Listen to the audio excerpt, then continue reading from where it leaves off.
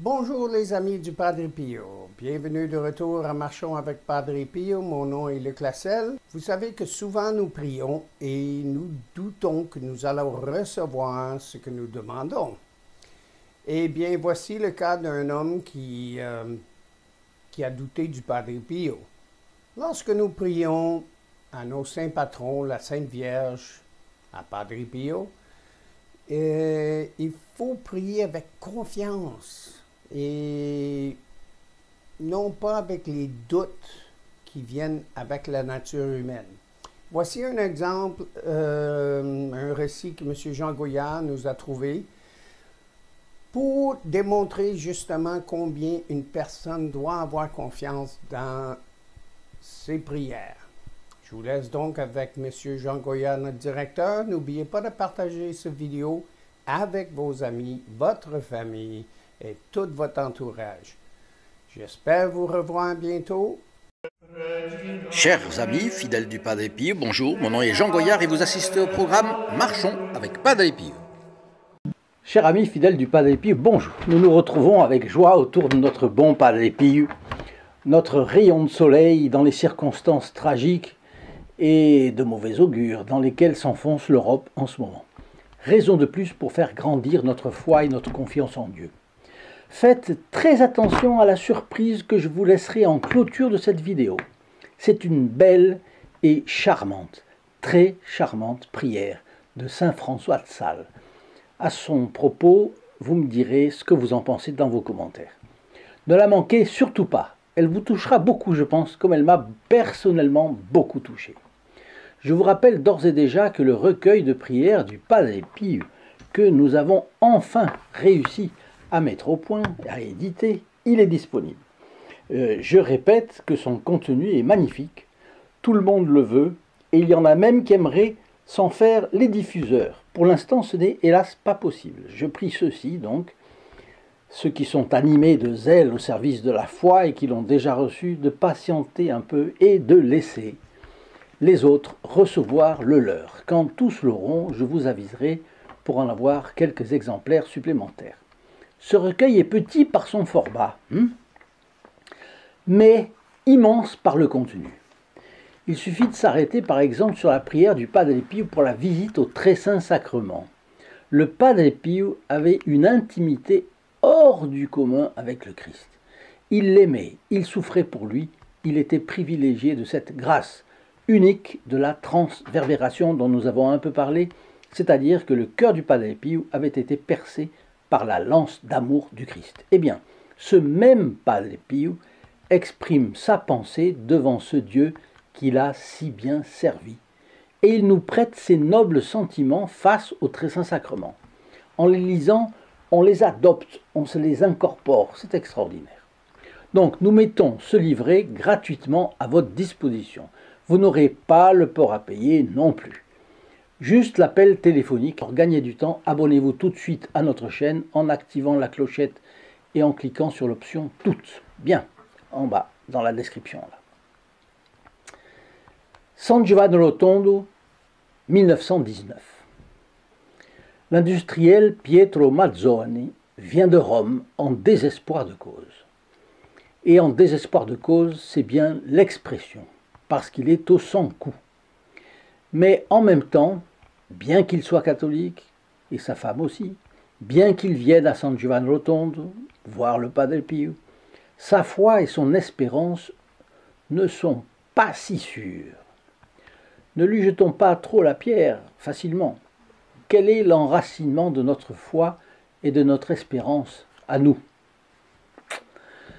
Enfin, sur le conseil d'amis, il finit par venir voir le Padre Pio.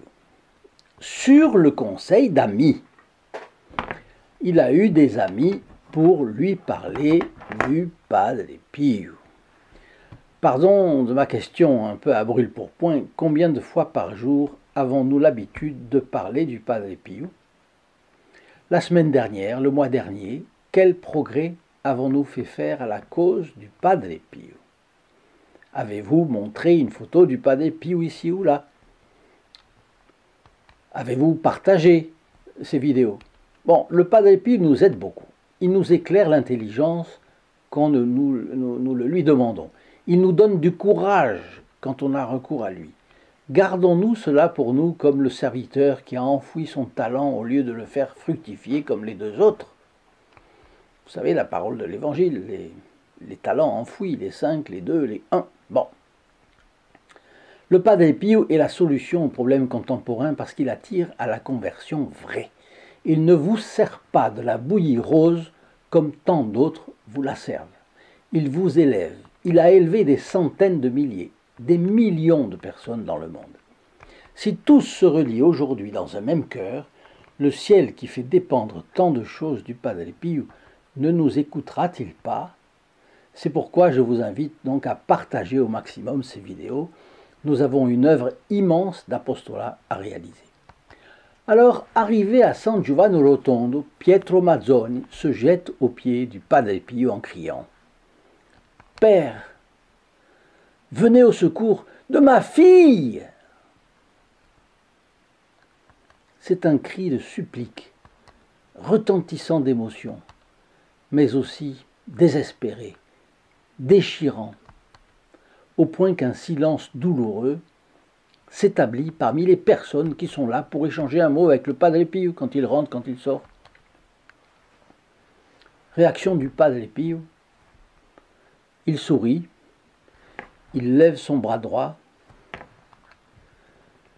où l'on discerne facilement du sang à la surface de sa main, et il dit à l'industriel « Reviens dans ta maison et réjouis-toi, la mère de Dieu va guérir ta fille. » Mais c'est dit tout de suite, et avec un naturel tel qu'on croirait entendre notre Seigneur Jésus-Christ dans l'Évangile. C'est le même genre de parole, sauf qu'à l'église, le dimanche, les célébrants mettent une certaine solennité dans le ton, et c'est normal, c'est notre Seigneur Jésus-Christ qui parle. Oui, mais à l'époque, on ne savait pas. Peu savaient qui était notre Seigneur Jésus-Christ. Peu le reconnaissaient comme il était, d'ailleurs. Pourtant, il est évident que le Christ parlait comme tout le monde, naturellement, sans pompe. La pompe, disons la preuve qu'il n'était pas un charlatan, c'est que ses paroles de guérison étaient suivies des faits. Alors là, reviens dans ta maison et réjouis-toi, la mère de Dieu va guérir ta fille, dit le Padre Pio. Mais voilà, c'est dit avec un tel naturel et une telle simplicité que l'industriel est interloqué.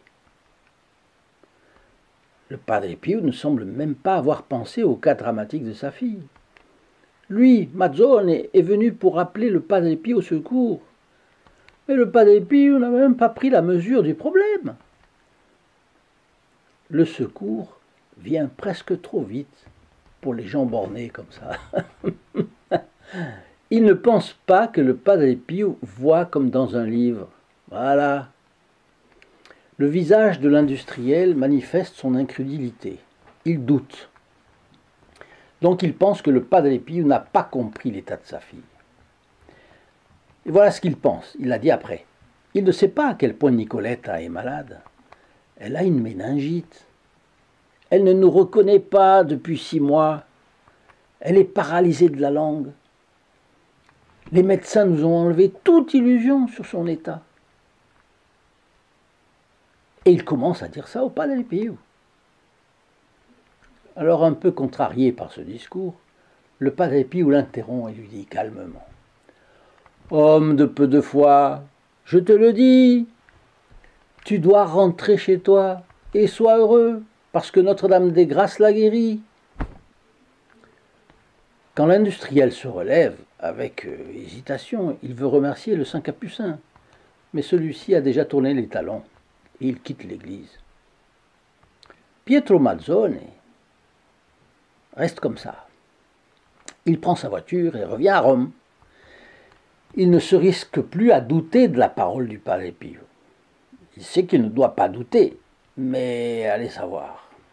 Alors il se dit, Nicoletta va guérir. Mais l'homme est faible, sa foi et sa confiance aussi. C'est dur d'être partagé, pris entre l'espérance et le doute, la foi et l'incrédulité, quand on n'en a pas l'habitude. Et voilà le problème.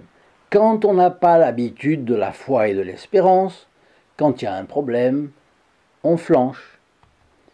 Raison de plus pour nous de penser à prier Notre-Dame de nous ancrer dans la foi et dans l'espérance.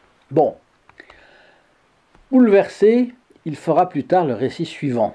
Les médecins étaient arrivés au bout de leur science. Ils avaient dit que de toute façon, si notre fille en réchappait, dans le meilleur des cas, elle resterait sourde, muette et aveugle. Et peut-être dans le coma. Je suis rentré à la maison. Ma femme m'a reçu avec une profonde émotion. Nicoletta, mourante, il y avait peu, ne l'était plus. Elle avait commencé à parler, elle épelait distinctement ses mots. Après une paralysie de la langue ayant duré 6 mois. À partir de ce jour, notre fille s'est progressivement rétablie jusqu'à sa guérison complète, sans séquelles. Les médecins ont dit que l'enfant était revenu de la tombe. Alors une question reste pendante. Pourquoi le Padre Pio se montre-t-il un peu contrarié quand il voit que l'industriel sceptique ne croit pas, ne prend pas au sérieux sa parole? C'est pas par orgueil, par amour propre, pas du tout. C'est que l'incrédulité de l'industriel paye avec ingratitude cette si bonne mère qui est en train de faire un miracle, alors que le Padre Pio, qui a l'âme droite, ne désire qu'une chose, qu'elle soit remerciée. Alors vous voyez, nous aussi pensons à remercier profondément Notre-Dame des grâces qu'elle nous donne. Et je suis certain que si nous étions tous à écrire les grâces que nous avons reçues, on en oublierait au moins les 2/3. Alors, rappelons-nous la phrase de Mazzone. Il ne sait pas à quel point Nicoletta est malade. Elle a une méningite. Elle ne nous reconnaît plus depuis 6 mois. Elle est paralysée de la langue. Les médecins nous ont enlevé toute illusion. Gardons cela bien à la tête. Quand nous aurons, nous, des impasses, on se trouvera dans des impasses. Alors maintenant, je vous laisse une magnifique prière. Saint François de Sales a écrit cette prière, et ça s'appelle « Ayez mémoire et souvenance ». C'est dans le langage de l'époque. « Ayez mémoire et souvenance, ô très douce Vierge, que vous êtes ma mère et que je suis votre fils, que vous êtes puissante et que je suis un pauvre homme, vil et faible. Je vous supplie, très douce mère, que vous me gouverniez et me défendiez dans toutes mes voies et mes actions. Ne dites pas, gracieuse Vierge, que vous ne pouvez, car votre bien-aimé Fils vous a donné tout pouvoir, tant au ciel comme en terre. Ne me dites pas que vous ne devez, car vous êtes la commune mère de tous les pauvres humains, et particulièrement la mienne. Si vous ne pouviez, je vous excuserai, disant il est vrai qu'elle est ma mère, et qu'elle me chérit comme son fils. Mais la pauvrette manque d'avoir et de pouvoir. Si vous n'étiez ma mère, avec raison je patienterais, disant elle est bien assez riche pour m'assister, mais hélas, n'étant pas ma mère, elle ne m'aime pas. Puisque donc, très douce Vierge, vous êtes ma mère et que vous êtes puissante, comment vous excuserai-je si vous ne me soulagez et ne me prêtez votre secours et assistance? Vous voyez, ma mère, que vous êtes contrainte d'acquiescer à toutes mes demandes. Pour l'honneur et la gloire de votre Fils, acceptez-moi comme votre enfant, sans avoir égard à mes misères et à mes péchés. Délivrez mon âme et mon corps de tout mal, et me donnez toutes vos vertus, surtout l'humilité. Enfin, faites-moi présent de tous les dons, biens et grâces qui plaisent à la Sainte Trinité, Père, Fils et Saint-Esprit. Ainsi soit-il. Je n'ai rien à ajouter, et je vous dis à demain. Au revoir. In nome del Padre, del Figliolo e dello Spirito Santo, e così sia. Sia lodato Gesù e Maria, oggi e